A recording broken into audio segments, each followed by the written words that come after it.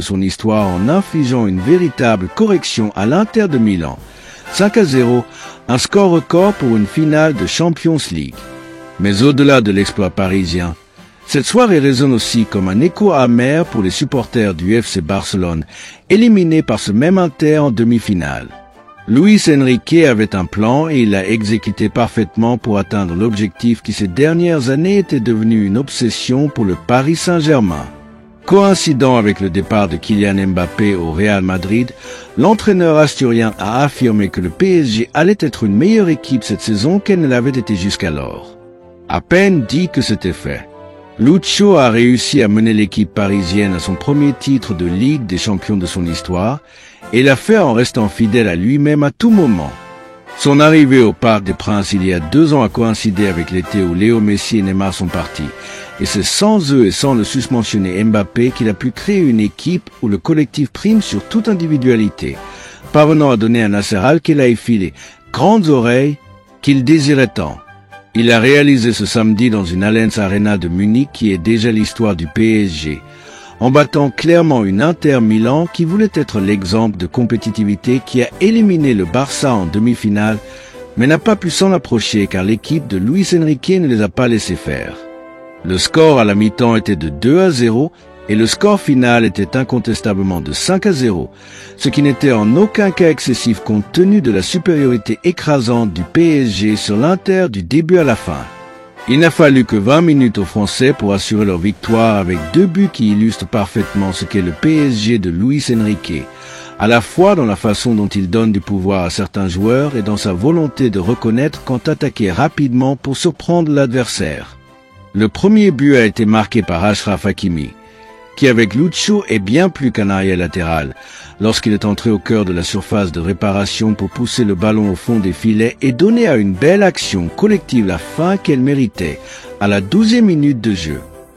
Et le deuxième, fruit d'une transition rapide défense-attaque qui a pris l'Inter au dépourvu, a été marqué par Doué, qui avait déjà aidé Achraf Hakimi lors du 1-0, d'un tir croisé depuis l'intérieur de la surface. Il a touché Di Marco alors qu'il tentait de le bloquer, mais il a quand même battu Sommer à la 20e minute de jeu. La domination du PSG en première mi-temps s'est illustrée par le fait qu'ils sont entrés dans la pause avec une avance de 13-2 en termes de tirs effectués, et le scénario du match n'a pas beaucoup changé en seconde période. En fait, avant même le premier tir au but de l'Inter, qui a eu lieu à la 81e minute, les 3e et 4e buts du PSG sont arrivés. Le 3e, encore dans une transition rapide dans laquelle Dembélé est intervenu d'une belle talonnade et que Doué a conclu par un but sur une passe de Vitinha, à la 63e minute de jeu.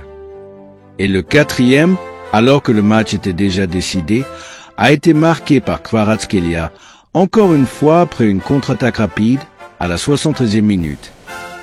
Mayulu a mis la touche finale au tableau d'affichage avec le 5-0 à la 86e minute.